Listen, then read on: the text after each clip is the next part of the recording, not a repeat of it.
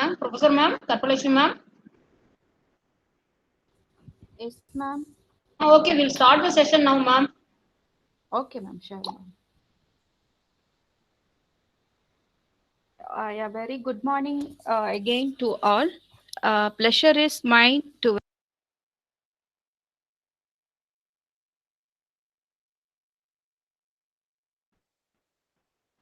Ma'am, unmute your mic, ma'am.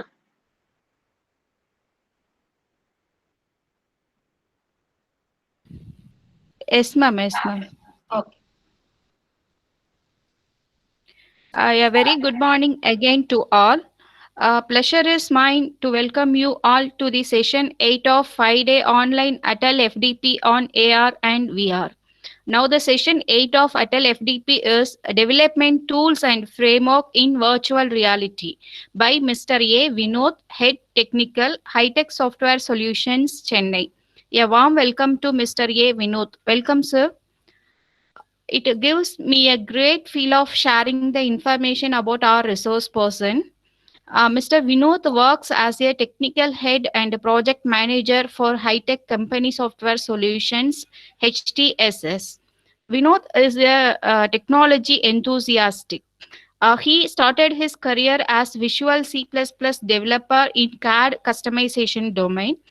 Because of his constant drive towards information technology, he explored a lot of domains, including 3D CAD customization, architectural CAD customization, cloud technologies, product data management, and product lifecycle management customization, web portal development, system security related software development.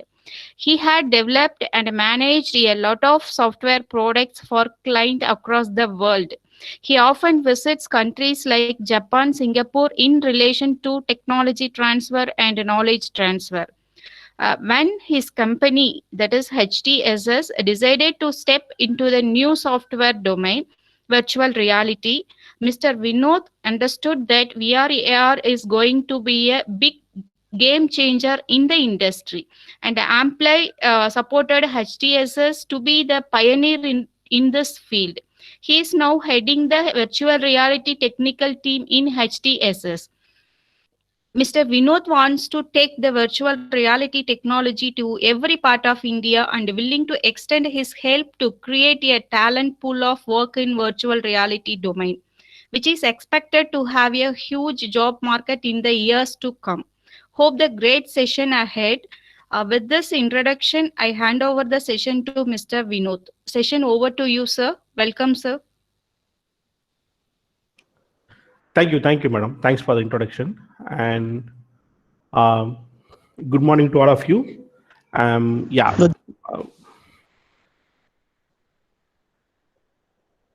Thank you.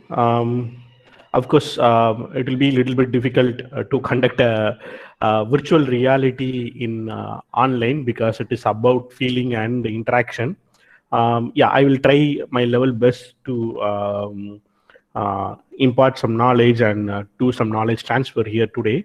I have some quite experience in the virtual reality domain. We have been working in this domain for past 4 or 5 years, and we have worked in multiple platforms. So based on that, I have created content, and I will try to make use of the time as much as possible.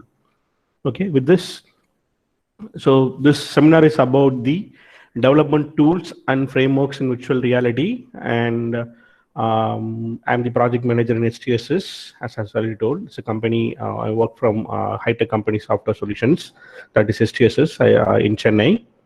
And with that, this is a overview of today's session. So we will get into a brief introduction to VR and variants of virtual reality, input output devices. So these 3 topics are basics of virtual reality. Since you already might have some idea about virtual reality, I will not spend much time in these topics. I will just phase through it, and I will go to the next, second part of the session, that is terms to use and development frameworks, tools and frameworks, and if possible, we see a small demo. And at the end of the seminar, if you have some time, I will introduce you some web VR frameworks so that you can explore further in that domain. So, yes, what is virtual reality? So we already know that it is like a imaginary world rather than a real one. So you will create a imaginary world around you. Apart from that, you will have sense with that world, and you will sense the data from the world. Like you will see, hear, feel, interact with this world. So this is of course a computer generated simulation in which you have sense between the simulation and the real you. So the last paragraph, that is the important definition, I mean important understanding about virtual reality. Feeling of being present in the simulation. You Sir, will like, Sir, okay, sir, sorry. Kindly please. share your screen, sir. Oh, I'm sorry, I'm sorry. I have tried sharing, not seeing it. I'll cancel and share now. Okay, sir.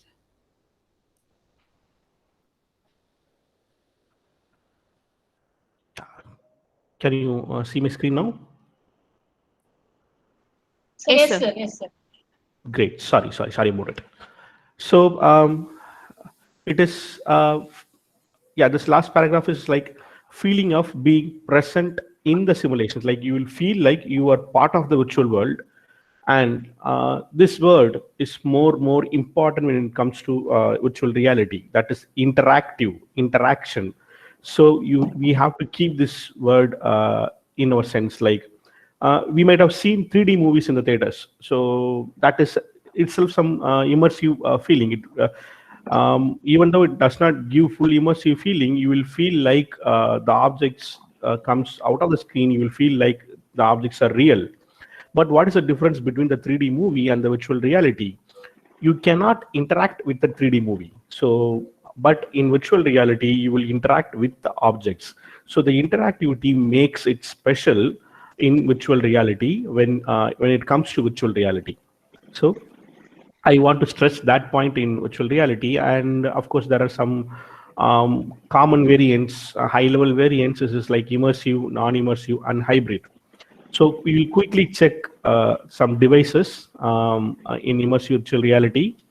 So this is, as the name contains, you are getting immersed into the virtual world. Like there is no real world. So you will feel like you are part of the virtual world. So if an ocean is being simulated in your VR device, you will feel like you are inside the ocean. If a building is being showcased in your VR device, you will feel like you are inside a flat or inside a pathway in an architectural building. So this is how you feel. The only thing real is you. You are the only real person. Your inputs are only real here in the virtual immersive virtual reality. Everything else is virtual. So one of the biggest or revolutionary product in immersive virtual reality is multi-sided immersive environment that is called VR Cube, VR Cave. So yeah, the VR Cave, in the sense, you just imagine you have multiple screens around you.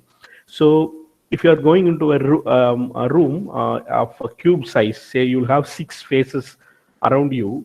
Consider all the faces has some virtual,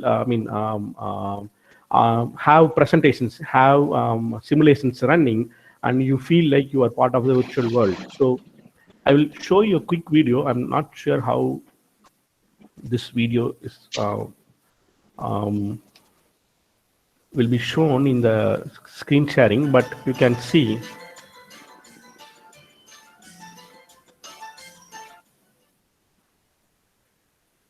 So this is a VR cave. They are building a VR cave. This is a quick 1-minute video. So this VR cave,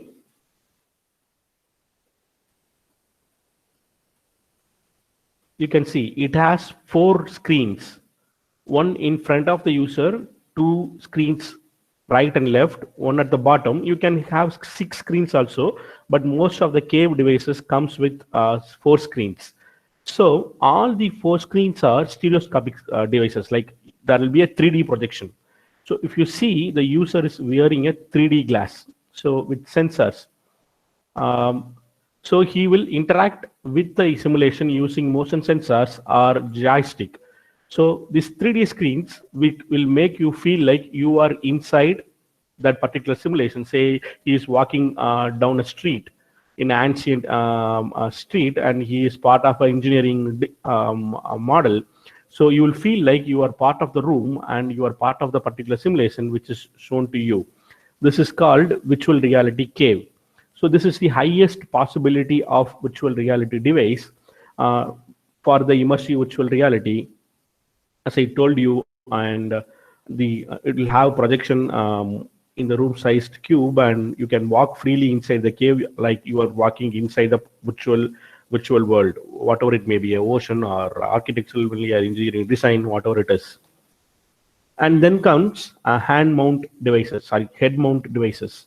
So you will wear VR goggles. Most of us might have seen these devices. Immerse into the virtual world using wearable devices. Like you can immerse, feel, and interact with it with some devices. So this head-mounted devices, that HMD, head-mounted device. So the short form is HMD. These HMD devices comes in two categories. One is like using your mobile phones. This is called Google Cardboard. This cardboard, you can place your mobile phones inside, and you can see the virtual reality applications running in your mobile. The another one is like head-mounted devices, which is powered by high-performance computers, like with great graphics and good performance. These devices will be connected to the computer, and you will have some input devices, and you will wear this head-mounted devices like Oculus, HTC Vive, are some of the examples. These devices are just displays. This will not have computing power in it. The computing power will come from the system. It will act as a display and show the virtual reality animations in the display.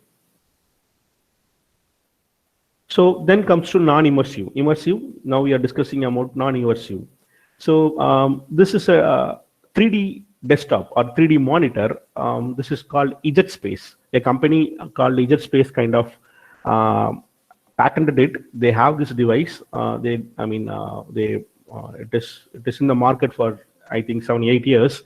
Now HP has bought rights to manufacture a device, and these devices are now available in India also. EjetSpace is the name. So this is a 3D monitor. It is also connected to a computer. What is the difference between the 3D TV and this 3D monitor? As I said, interaction makes virtual reality different from a normal 3D application. You can interact with these models using a stylus device in X, Y, Z, and also 3 angles, like 6 degrees of freedom. So you can interact with the objects in the 3D space in all axes and in all angles. You can see from the image, he is pulling up a mechanical component, and he can rotate and see the component as it is in front of him.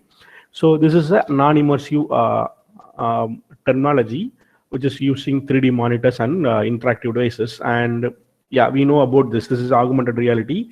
I'm not going to spend much time on it. Like, yeah, you'll have a marker. From the marker, you will see some models coming out. It is like, what is the difference between virtual reality and augmented reality? It's like you will augment a 3D model into virtual world. In virtual reality, you generally create entire world is virtual. Here, you are augmenting a particular object into a virtual world. Like, so using mobile phone or this VR goggles, you will see the augmented markers. This marker images, like this is normal images which will be converted into markers using some special software. Will be anything. It may be a magazine, it may be a book, or it may be a invitation, or it may be a simple paper with some color variant in colors. So based on that, you can build applications for augmented reality. So yeah, as I said, it's a real world with a virtual layer. That is augmented reality.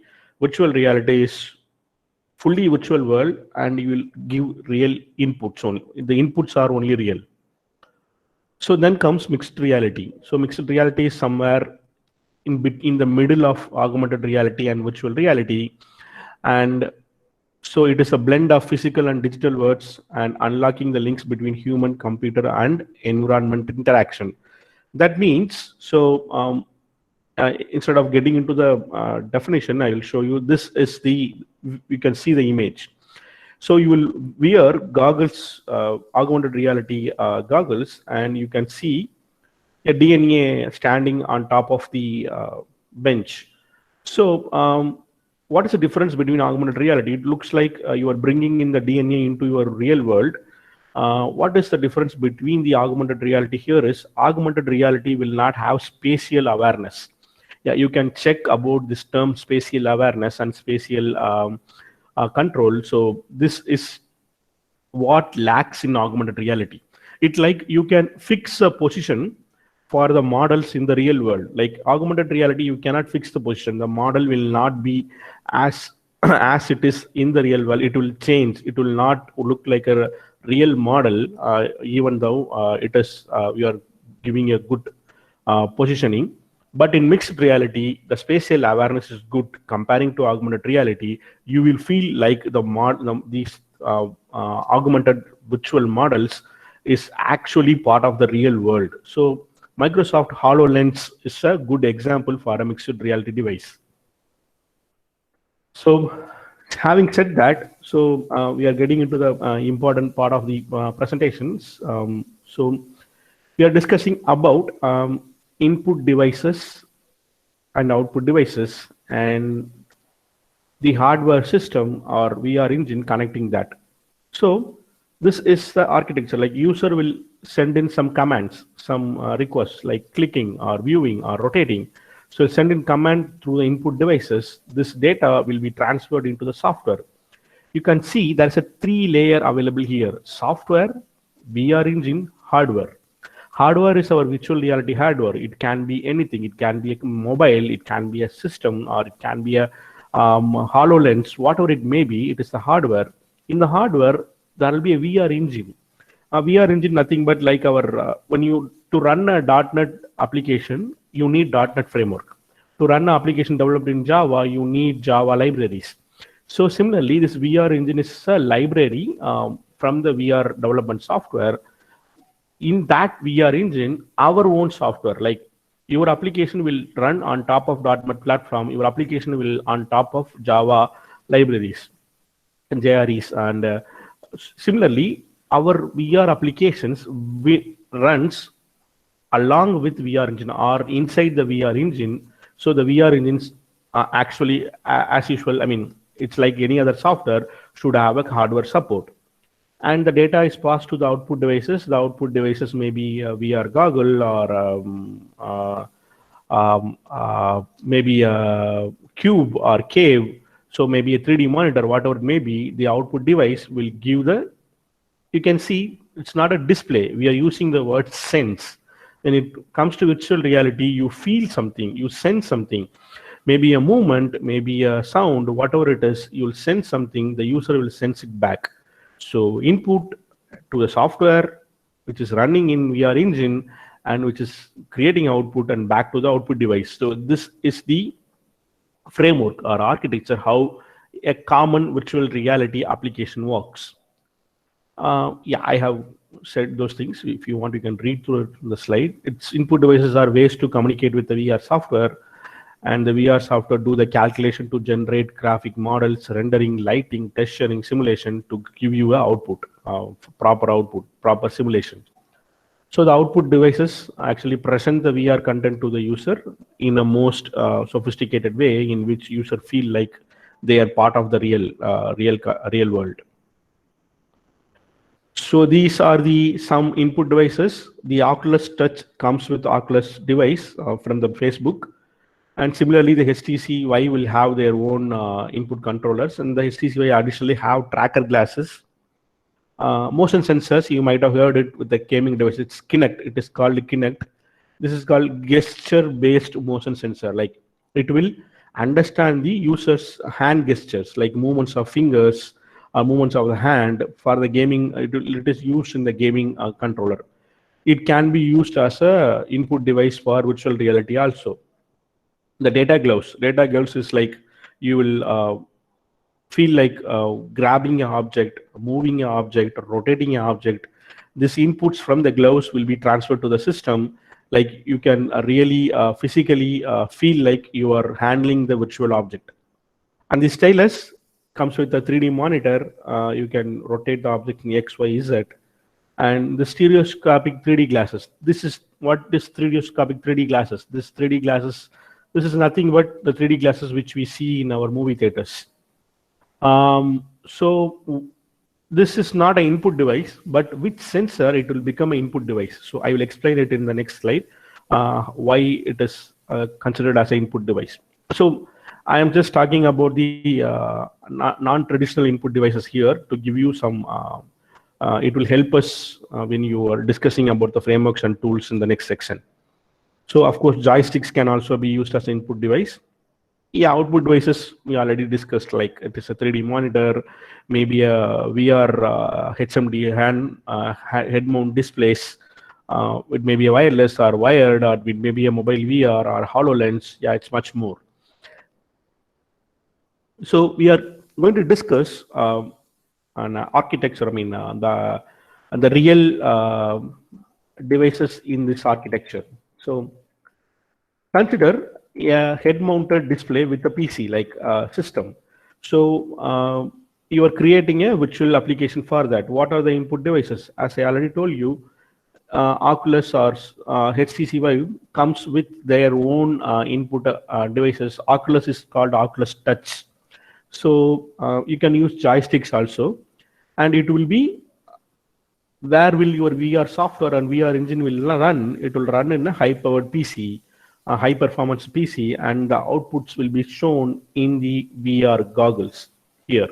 In the display, you will have a display here. You will see the display in the VR goggles. So, having said that, what about the VR Cave? So, VR Cave, the output is the four-sided display, 3D display. You will see the output as a 3D projected screens. I mean, 3D projected videos or 3D projected simulations.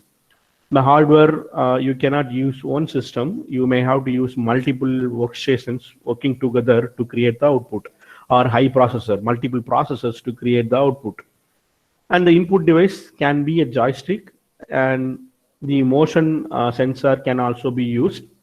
Here I have placed a 3D glass. So this is not just 3D glass. It will have sensors on top of it. So what will the sensors do? It will, inside the cave, the software has to understand where the user stands. This sensor will give the data to the hardware or VR engine where the user's position is, how fast he is moving, how fast he is rotating, what is his orientation, what is his velocity, what is his acceleration. All those things will be calculated or will be formed from using the sensors in the stereoscopic glass. That's why I said this is also an input device. So here, mobile, head-mounted devices with mobile. So we are trying to map the input, hardware, or output in various VR devices. That is what we are trying to do. This will help us when we are discussing about the tools and frameworks. So here, the output will be the mobile inside the VR goggles, and the hardware is our mobile application, I mean mobile phones in which your VR engines run, and your softwares, as we call it, apps, will run. So some mobiles support joysticks. You can connect the joysticks and use it as an input device. So apart from that, there is one more input device that can be used. So a lot of mobiles will not come with a particular input device. So we have to use whatever we have to develop applications. So everybody take a guess what it can be. So I'll give a 10 seconds gap, and so what can be used? We do not have any input device in the mobile. The mobile will be inside the VR goggle, and we cannot touch the mobile, but we have to interact with it. How we can do it? So if someone have the answer, also we can share.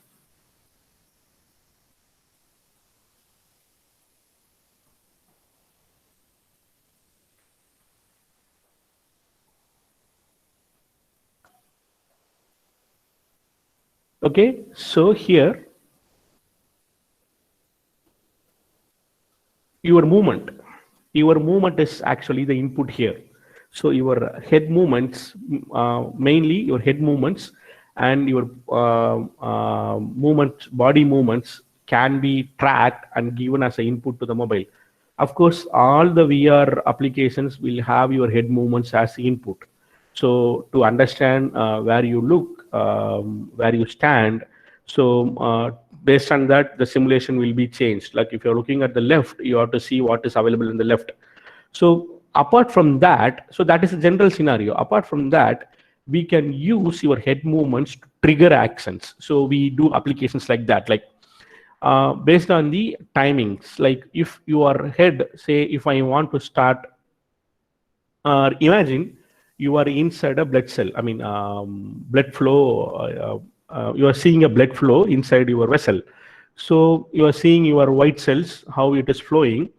After you are getting into that blood cell in your virtual reality goggles, feel like you are inside the blood vessel and you are seeing the blood flow. You are seeing the white cells flowing around, and you want to stop and start the animation. How will you do it? So we will give some buttons to start and stop. Based on our head movements, we will track the timing. If you are looking at the button for some particular time period, say 10 seconds, 20 seconds, we will trigger the button. We will make the button to trigger and start the animation, and similarly stop it. So based on the timing and the head movements, you can use your movements, head movements and body movements as a input for the head mounted device. So a lot of applications do that, and we have developed some applications in our company to use this as an input. So these are some terms to know, but yeah, so these things actually will be handled by the applications or the hardware devices, but it is better to understand those terms when you work in a VR application development. So the magnetometer, already know the mobile phones will have this piece of software, a piece of hardware, so understand directions, north, south. So apart from that, accelerometer, which will help you measure the acceleration of your movement in multiple axes, like basically to detect your position and velocity and to determine your orientation. And the gyroscope, the accelerometer is about your linear movements. This gyroscope is for your angular movements, like to see your measure your angular velocity, how fast you twist or change your heads or your position. The gyroscope will measure that. So for a immersive virtual reality, this accelerometer and gyroscope is the important functionalities that device should have. So this is a good checkpoint. Like if you want to buy a mobile to develop virtual reality applications, you have to check whether the mobiles have the accelerometer and gyroscope support. That if does not have that support, the mobile will not run the virtual reality application. So lenses, the Google Cardboards or HMDs will have lenses so that you will feel like you are, yeah, of course, these displays will be very close to your eyes, maybe 3 to 7 centimeters. So you need to see the images very sharp. The lights has to bend through the lenses to make the images to look very sharp. The lenses do that job. So these devices will have some adjustments to adjust the lens based on your eye position, based on your comfort level. Simulation and rendering. Rendering is nothing but like frames that you want to see. So every application or every video or a CGI computer graphics video has to finally generate a frame. So every video is like a frames per second. How many frames you see to create an output. So this rendering is about creating the frame from your real model. Simulation is nothing but your model and some mathematical description. Like if you want to create a fire model, fire burning in your application, so you'll place the fire object, and you'll do some physical characteristics settings like how much flame should have, what is the size of the flame, or what is the height of the flame, and what is the color of the flame. Those things you will set. In the output, you will see the simulation of flame burning. That is simulation. What is rendering? This rendering is about how this output, like the fire burning, is generated into frames, like real images for the user to see. There are some rendering engines available to render those objects for the users to see in the real-time world. So these rendering engines, like if you take a CGI softwares, the rendering engines like Arnold, Mental Ray will create outputs for you to see in the screens. But to see in the screens. But for the virtual reality softwares will come with their own render engines. Say VR softwares will come with their VR engine, come with their own rendering engine. This will not be as much sophisticated as like your computer graphics render engine. This computer graphics rendering actually takes a lot of time. So for generating one frame, it will take maybe 30 seconds to 10 minutes frame based on the complexity.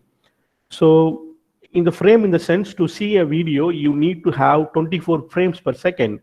Consider each rendering takes 1 minute to generate a frame. It will take 24 hours to generate a video of 1 minute. So this kind of rendering engine is not possible in a virtual reality devices. But virtual reality engines will have their own rendering engine. As this is not as much as sophisticated as CGI graphics, but it will do the job of creating a good rendering. So field of view, I will skip through this. This is like an angle in which you can see the objects in horizontal or vertical way. So you need to have an optimal field of view, FOV, to see a good immersive experience. So mostly the VR software will handle this default, have some default values, default suggestions that will be handled by the software, but it is good to understand the term. Frame rate, most of us know that, and to create a video, you need images has to be shown in a continuous order. You need 24 frames or 24 images, 25 images has to be shown in a simultaneous way inside a second. That is 24 frames per second to show you a good, smooth environment and good experience of watching the applications. So latency is about from the delay from input to the output. So if you are giving a click input, what it takes and how it converts into the display, the lag is called latency. Of course, if there is high latency, there will be confusion. You will see the output for your input, first input. Say if you are seeing the output for your first input after you are giving a second input, so that will not give you a good experience, or you will feel like simulator sickness. So latency should be less than 50 milliseconds. Mostly the softwares will handle those things actually. So in virtual reality application, as I said, you are interacting, you are manipulating the objects. Like if you're using the data gloves, you have to grasp an object. You will not really grasp the object. You just hold the hands and say, if you're grasping, you feel like grasping, but it should get transferred in the virtual environment, like you are grasping an object, picking it, rotating it, all those happen. So you are manipulating some models or some data inside the virtual reality. So this metadata will be multi-dimensional data sets. You have to manipulate those data sets to get the output. So you are manipulating the data to create a output. So yeah, in the next slide you will see it in a more detailed way in this. So manipulation interface, like so imagine you are creating a gaming application. So you are using a bat, maybe a tennis bat or a table tennis bat, and you are hitting the ball with it. So you will have some input devices like Oculus Touch or a joystick or whatever, maybe a gesture-based motion sensor, you will feel like you are moving the bat in the air in the real world. But in the virtual applications, the bat will move based on your movements. And when it hits the ball, it has to detect the collision. The software has to detect the collision and find out this is kind of the bat has hit the ball. After finding out the collision, it has to access the data like location of the object, vector data, and has to find out where the object is. Based on the current data, it has to analyze and create visual, it has to do the computation and create the visualization of the geometry in the next second. Say if I hit the ball in a particular angle, the ball has to move from my bat to 10 degrees to 10 mm in my XYZ coordinates, and I have to create the do the visualization computation. I have to create the geometry in that position for the ball. So this is the order: detecting the collision, accessing the data, and doing the visual computation, create the change in the geometry. And once everything is happened, you will do the graphical rendering. You will re-render your view. User is seeing the ball in 10 mm. Now it is got hit and it has to move to 20 mm. It will do the re-rendering and make the graphical environment, that is your display, to change into the new position. This is called manipulation interface. So having said that, these are the important terms for us to know, and I will quickly get into the development framework. So these are the development steps we generally follow. So we get user stories. Sorry. So user stories is nothing but requirements from the user. So you will compile the requirements. Based on the requirements, you will create storyboards. You will do sketching and you will create storyboards. Storyboards in the sense like creating a specification for the application, and you will do user interface mockups, like how the UI will look like, how the user interface, like the display will look like when you create the application. After that, you will decide the interaction flow. What is the interaction flow?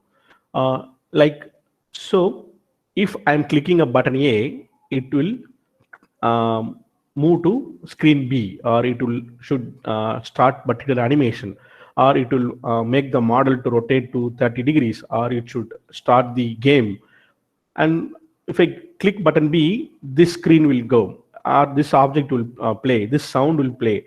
So you are planning those interactions. So what will happen if I interact with that application? So that interaction flow will be designed or finalized.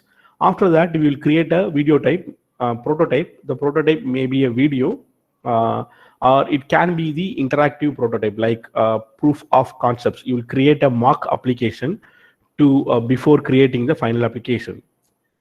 So these are the regular software development process. For virtual reality, specific processes comes here. Like you will create 3D models, animations, and texturing. Like if you are creating a medical application in which you want to read the, if you want to show the functionality of the heart, you have to create the heart 3D model, and you have to create animations of the blood flow, or how the walls functions, or how the heart works. And texturing is in the sense you can add colors in the models, but for a particular heart to look like the real heart, you cannot bring it with the colors, because there will be a bumps, or there may be a change in colors. The real object will not look like the colors which you are using in our software. So you have to create textures. The textures is in the sense to you have to get the real image or real feeling of your models. For that, you will create textures. After that, you will build real application, and you will publish it to the VR device, maybe any device or any platform, Android, iOS, Windows, maybe a VR goggle, 3D device, VR cave, whatever it may be. And you will test the application, you will release the final application. These are the development steps. So what are the skills involved in this process? So say manager or a coordinator is needed, should have a virtual reality experience, and here comes the subject matter expert. So who is the subject matter expert? The subject matter expert in the sense, if you are building a healthcare application, you need a doctor to advise you. If you are building a architectural or building application, so you need an architect to advise you. If you're creating a design, engineering design, you need an engineer to advise you. That is subject matter expert. So 2D modelers are used to create textures, and 3D modelers are used to create 3D models and animations, and virtual reality developer to work with virtual reality software and to actually integrate everything and create the virtual reality application. And of course, we have to test it. So these are the skills or processes involved in creating a virtual reality application. So, so we will keep the development steps in mind. So we will discuss further after we go through the tools and frameworks. So I have shown you this process, skill sets to understand what are the software or tools needed in our application. So you need a 2D graphic software. The 2D graphic software will be needed to create texturing and create prototypes and storyboard and sketches. The prototypes, storyboards, and sketches are supporting activities, like to create the model for the documentation purpose. But the texturing will go into the real application. You have to create textures like a human skin texture, yeah, heart color or heart surface. You have to create the textures using the 2D graphic software. So some of the example is Photoshop, Pixlr, and CorelDRAW are some of the examples for this 2D graphic software. And 3D graphic software or animation software, where you will create 3D models and you will do animations and you can do prototype videos. That is a supporting task. For the main application development, you have to create 3D models and animations. And some of the software are Maya, Blender, Sketchfab. So these are the software that are mainly used to create 3D graphics and animation for virtual reality development. So here comes the main software or platform. You can call it software, platform, or integrated development environment, IDEs. So these are the main character. If you consider are the 2D graphic software, 3D graphic software, or a project management software, whatever it is, these are all play supporting roles. This VR software actually plays the main character here, so main role, which will integrate the inputs or models or textures from the all other software, and it will create the final application. It can import 3D models, it can process animations, it can apply the textures, and you can write programs using languages, scripting, maybe C# or JavaScript, C++.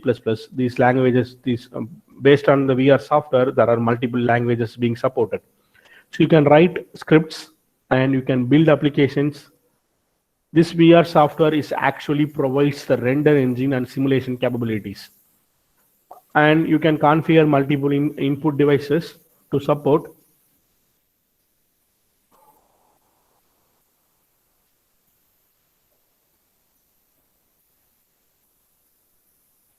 So multiple input devices to support, and multiple VR devices, libraries can also be supported.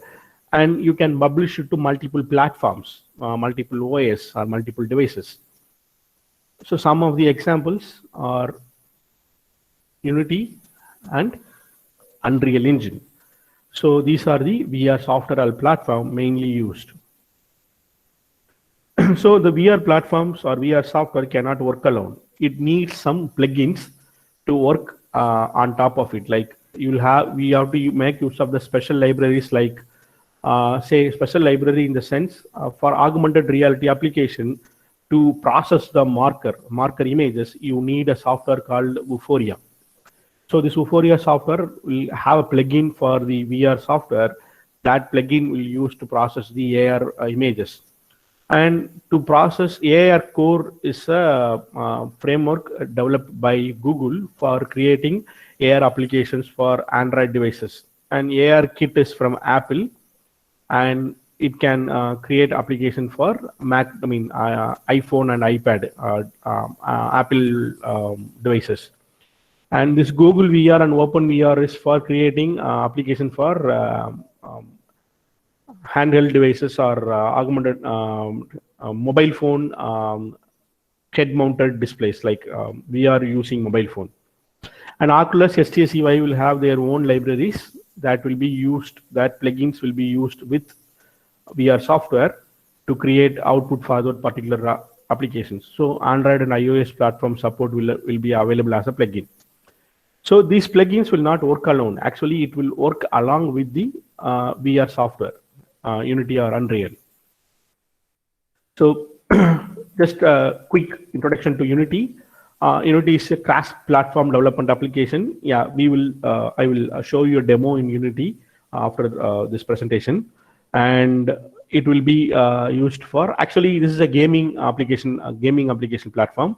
It is used to develop VR and AR also, and it has free license for a non-commercial development, and commercial license development you have to purchase licenses, and it supports C# as a scripting language. You can create programs, applications using C#, and it supports multiple plugins. As I said, Oculus, HTC Web VR, a lot of plugins are available to support multiple devices. Similarly, Unreal is also a cross-platform, and it also has a non-commercial license, free. And C++ is actually, there's a script called Unreal script. Apart from that, C++ can also be used as a scripting tool. And it also has support for plugins for multiple devices, Oculus, HTC, mobile applications, mobile VR. So you can develop support for multiple applications. So I'm showing the development steps here again.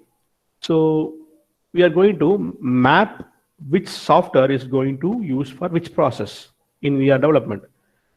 A 2D application, a 2D modeling application can be used for creating storyboards and sketching, UI mockups, and interaction flow. And it can be used in texturing. It cannot be used for 3D models animation. It can be used for texturing. And 3D modeling software, 3D graphic software can be like Maya, can be used for prototypes creation, video prototype creations. And you can create 3D models and animation. That is the important job for this software. It will create 3D models and animations using that models. Unity is for creating interaction flow. Sometimes you can create an interaction flow from Unity also.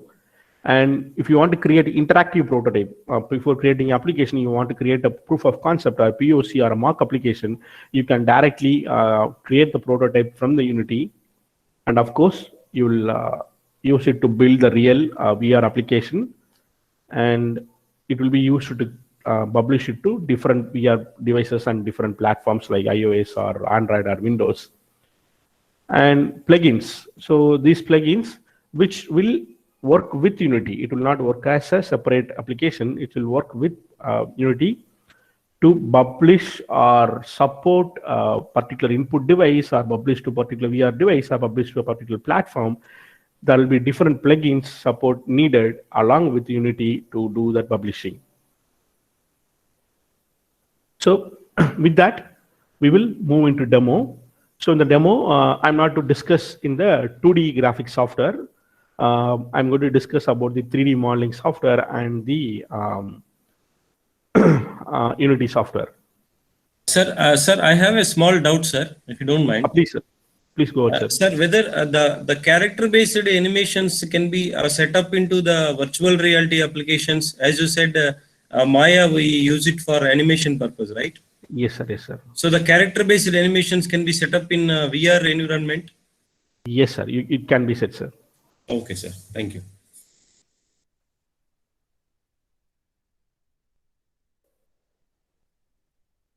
So, small example.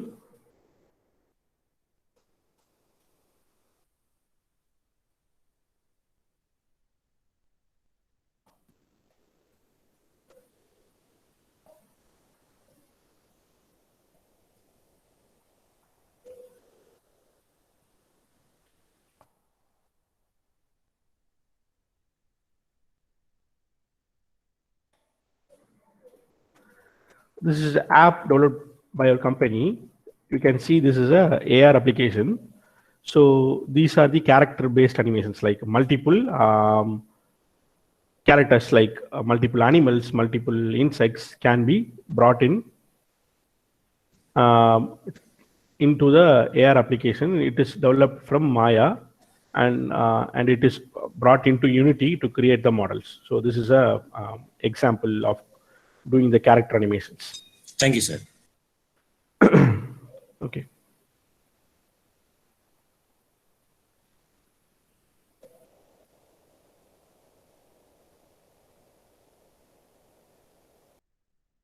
$15. Okay.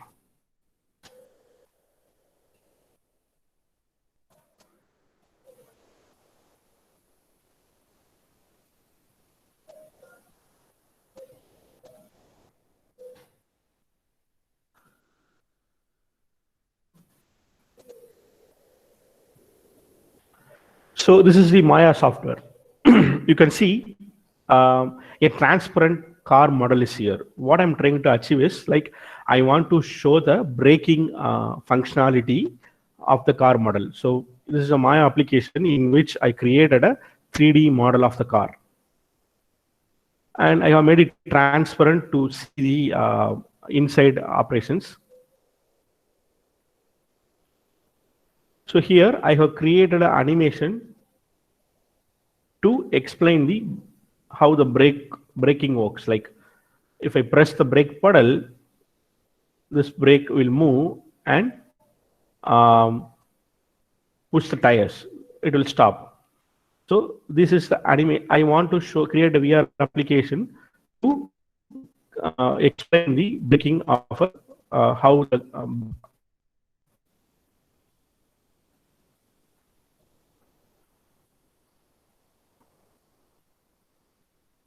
so you can see a brake once I press the button. If we have added some object for the fluid to flow through the pipe, and it applies the brake. So this is the model. I do not want to spend much time in Maya. You can create these kind of models and animations in Maya. That is what this software is about. You need a 3D graphics software and 3D modeler to create this kind of applications. He created a model and created a animation to show. I'm playing animation here to show how the braking works. So with that, I can publish this model in FBX format from Maya, and I can import it in my Unity software. So after publishing, this model will looks like so.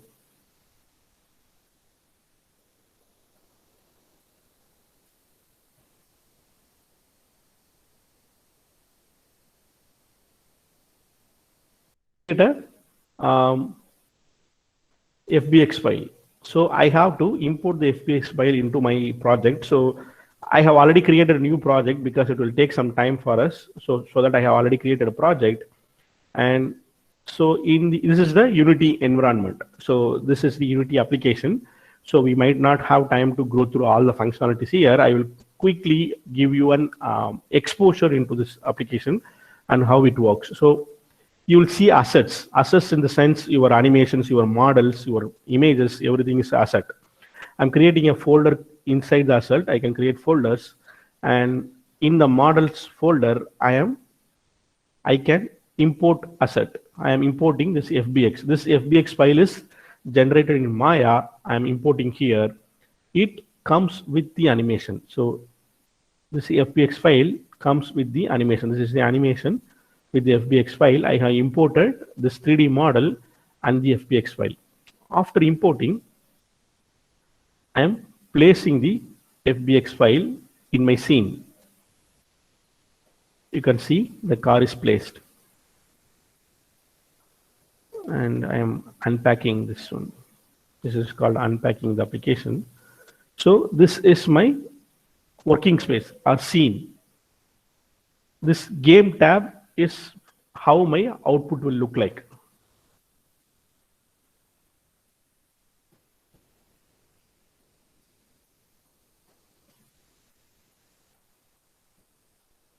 So this game tab, how will output will look like. So this car is in this direction, I want to change the car to look parallel to my screen. I am rotating the y-axis to 90 degree, and I'm checking the output. You can see the car is looking in this direction, and I want to move the car little bit front. I am changing the position -5. You can see the car has come front. So after that, okay, what exercise we are going to do is, if I click one button, the animation will start. If I click one button, the animation will stop. This is the exercise we are going to do here, and I am creating a object called animator controller. I am going to control my animation here. I am naming it brake animator. So I'm opening the animator. I am bringing in my animation to this animator. So after doing that, I am adding this animator to my car object. This is called adding a new component. So this animator is added into my car. So after that, you need a button to start and stop. So I'm going to assets, and I'm going to create, I'm going to user interface, game object, user interface, and button. So I'm going to name this button as start, and I'm going to change the text inside the button start. So you can see how the button is here down. So we can move the button.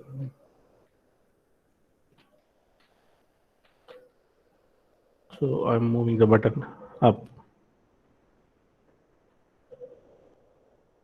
a little bit to the right. So this is my start button will look like. So my animation is here. If I run the application, I'm going to run the application now. So you can see the car wheel rotating. So the animation is running endlessly. So I don't want that to happen. So I want to run the animation whenever I press the start button. So what can I do? So here comes the scripting. So I'm going to add a script file. I'm going to name it as car manager. I'm creating a new script.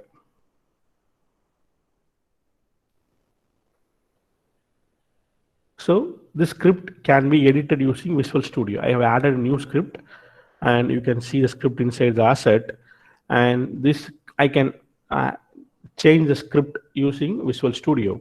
This car manager say the start function will run whenever I run the application. In this application, I'm saying I'm going to get component using this object. This object is the car animation. I'm going to get the component. The component is my animator controller, my animator. So I'm going to get the animator, and I'm going to save this animator in a static object.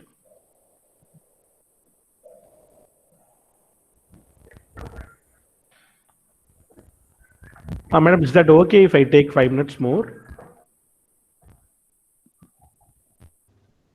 Yes, sir, sure. Please.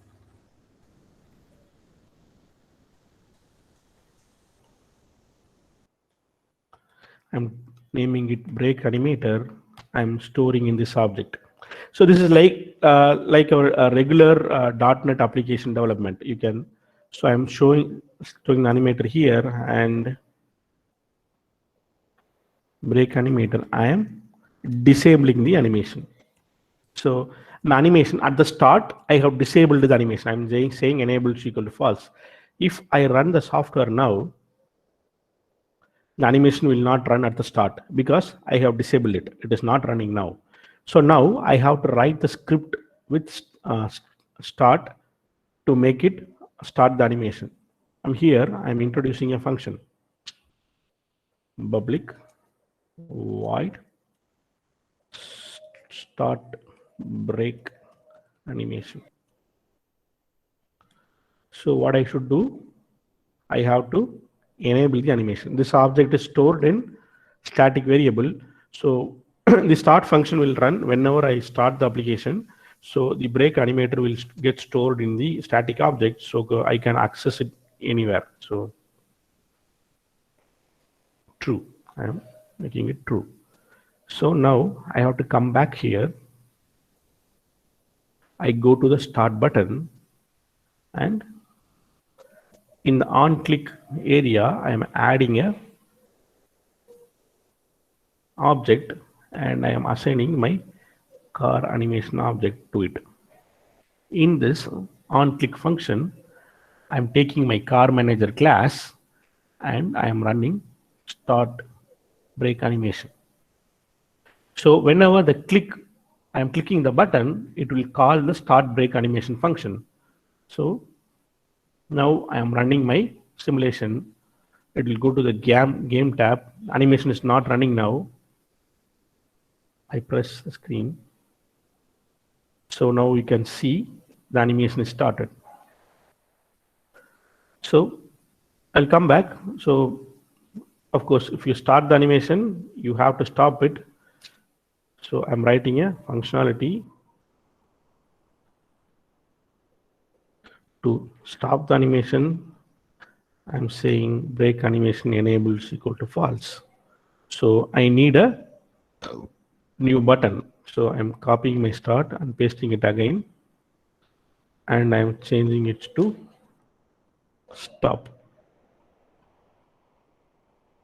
and changing the text also to stop. So I have two buttons now. Similarly, I am for the click function, I am adding a. So since we have copied it, the on click already has the start break animation. I have to change it to stop break animation. So I'm saving my scene, and I'm saving my project and running it again. So I'm starting the animation, and I'm stopping it. Okay. So this is, I just wanted to show you a workflow of a virtual reality application. So you might have an understanding now. You need a 3D model, and animations has to be created. Like if it is a heart, you will have a heart pumping animation. If it is an engine, you will have an engine working animation. And you have to brought the 3D model into your application, and you have to implement your workflow or the user requirement. Here my user requirement is to start and stop animation. So I have written scripts, and I have did some configuration. I'm importing the model, I am doing some configuration, and I am writing scripts to create the application. I have created the application now. So it is a simple gaming, like a gaming application here. So how it will become virtual reality? That comes your, we will not have much time to do that, but I will show you. So build settings. So we will have libraries like, before that I will show you. So we will have libraries like, you see Google VR for Unity. So this Google VR is a package. You can import that package into our software. You can import packages here, and to the assets, you import new package. From the package, you can import the Google VR package. It will take a lot of time for the import. I'll just explain you. You can import the Unity package. This is what the plugin I am talking about. This plugin will support you to create virtual reality application for mobile devices like Google Cardboards. So this is a plugin. This apart from the Unity software, you need this kind of plugins. After importing the plugins, you have to do some build settings. So you have to change your target platform. I do not have Android support in this mobile, in this system, and you can change your platform to Android, and you can do some build settings here. You can go there and do some player settings. This player settings is like you can do your, say, virtual reality supported, and if you have that package built in, you have to do some settings like how the display has to look like. After that, you can publish it to Android or iOS, any software you want, and it will give you the package. If Android, it will give you a APK. If iOS, it will give you a Xcode project. After iOS, you need one more step. You have to import and export it to Xcode project, and you have to open. You need Mac laptop or Mac device. You have to open that Xcode project in your Mac application. From that, you have to publish your iOS application, iOS apps, IPKs. So after that, you can launch into the app stores. So this is the process. Like this tool will give you everything, build settings or multiple platform support. And as I said, you will have Oculus supported packages, plugins you can build in that, and you can configure the interaction with Agile, and you have Vuforia packages you can bring in to configure and augmented reality markers. So these are the basic demo. Of course, this is not a, I did not give you a full process, but I tried my level best to give you a entire process flow. Sir, the session is a wonderful session, sir. Maybe it is a new experience for us, because till now I have recovered the theoretical portions which are told by other faculty. But today we know exactly what the demo is, how you change it, the script, and then how in a real environment we can do the animations on our own. And thank you very much, sir. Thank you very much. Okay, sir. So, Sir, excuse me, sir. Yeah, yes, sir, please, sir. Sir, I have been working on augmented reality for mobile applications actually during my PG days. Okay. Using the same Unity software and Vuforia. But while at the end of my project, I am from mechanical domain, sir. Actually, I am not a computer science or something which is related to coding. But when I came to the final output of my APK file, it was around 1 GB of file, which was so heavy in memory. I have to the render size should be small. Yes, what is the yes, sir, you have to control your. I can you have to control your 3D models, sir. I'll show you this application. This application will have a Sir, actually, I didn't use much 3D models, sir. I used only videos and things. I have actually reduced their size also. But the end of the application rendered was about 1 GB, 1.5 GB. And I can't even stream it from the core files for APK will not have that much size, sir. So this is about your content. Whatever content you have given would have been bigger size actually. So I might have to look into it. I'll give you an example. For this application development, my modeler gave, I want an elephant to come in. My model, the first model he gave me is 500 MB. So Android application will not load applications more than 100 MBs. It will be very slow. I want the elephant to be less than 4 MB. I need 27 animals to be brought in one application. So he had brought down that elephant model from 500 MB to 4 MB. So it is like a big process. This is not easy, and the looks should also not be affected. The elephant has to look like an elephant. The animations has to be brought in, but it has to be less than 4 MB. It's a big task, and you have to work with the modelers or video applications which you are generating, and you have to bring it down actually. So this is a general problem, sir. Of course, that might not be an answer to you, but yeah, we have to look into it. This is a case-by-case basis. This is not a. Yes, sir. We also tried other situations, like loading video files from the cloud directly into the application. That has also some problems with loading. Downloading and playing. Actually, you should not download it. You have to download. No, sir. Directly streaming from cloud generally depends on your internet connection, sir. So what we will do is we will download the videos locally and we'll play it. We have developed application. So first time it will download from the cloud. It will store the videos inside. From the next time it will directly play the videos from cloud. Actually, from the device.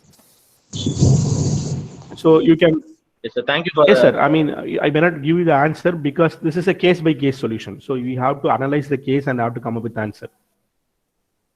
Yes, sir. Yes, sir. Thank you, sir. For maybe to make you comfortable, we have also faced this kind of solution, and we have spent days to come up with a solution for each and every scenario. Actually, this is a common problem in developing application for mobiles or small devices. Yes, sir, it happens because device optimization and rendering It's a big, to the exact size it's a big takes a problem. lot of Yes, time. sir. Even CS students face difficulty with that thing. Yes, sir. Being a non-coding branch, I faced it really difficult, sir. Actually, I made some publications also based on AR, optimizing the screen size Oh, and things we have yes, done.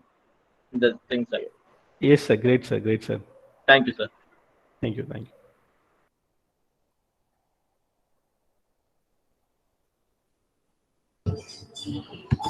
Sir, is there any possibility to work with autonomous vehicles using AR and VR? Autonomous vehicles in a sense. So, what do you Like want to work using with? geospatial data to do the peer-to-peer communication and communicating between the vehicles using some center, like say, for example, if one vehicle is traveling in one path, if it want to communicate to other vehicles saying there is a huge traffic in this lane, so some kind of that simulation or something. So, you want to give show the simulation of where the vehicle stands in AR.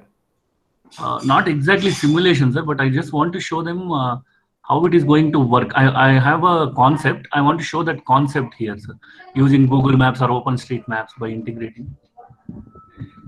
Yes, sir. This is nothing to do with AR, sir. I mean, AR is just to present your what you want to say the output.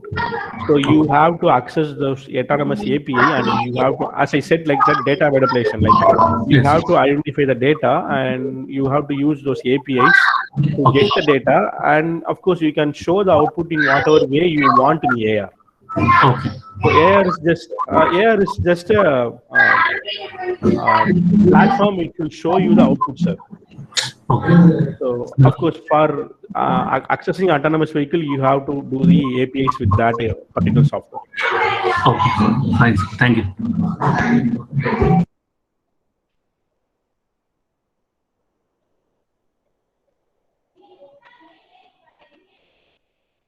So any other questions?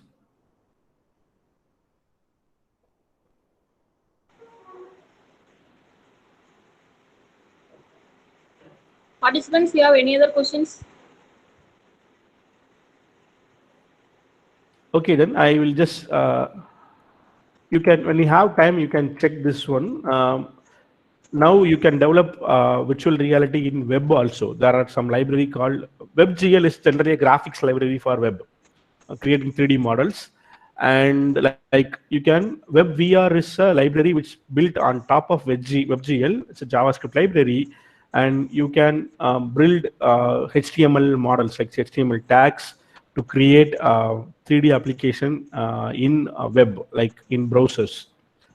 And A-Frame, you can just note down the names and you can further explore this areas. Like A-Frame is another platform which is developed on top of WebVR and using a library called 3.js. And this is the most sophisticated platform developed so far for the VR development in web. Like, of course, the VR development is not will not be much sophisticated or much efficient or based on the performance, but yeah, you can do VR in web also. Like